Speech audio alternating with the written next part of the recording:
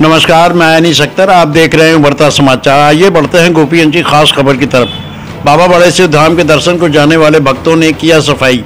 पालिका कर्मी नहीं करते सफाई। गोपीगंज प्राचीन ऐतिहासिक मंदिर बाबा बड़े शिव धाम पर सफाई नहीं होने से वहां पर प्रातः दर्शन करने वालों में पालिका सफाई कर्मियों को लेकर आक्रोश रहा।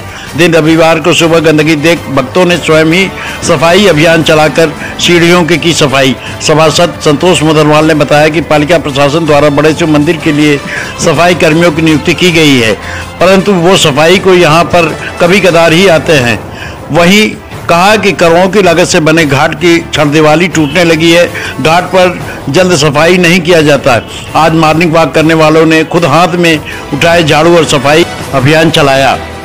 अभियान में मुख्य रूप से गुड्डी उमर वैस, ओमकार नाथ जायसवाल, बब्बू जायसवाल, झल्लू कसेरा, संसारी कसेरा, सुनील जायसवाल, विमल मदनवाल, भरत कोटेदार, गोपाल जायसवाल, संतोष चंद मदनवाल, सभासद आदि लोग मौजूद रहे।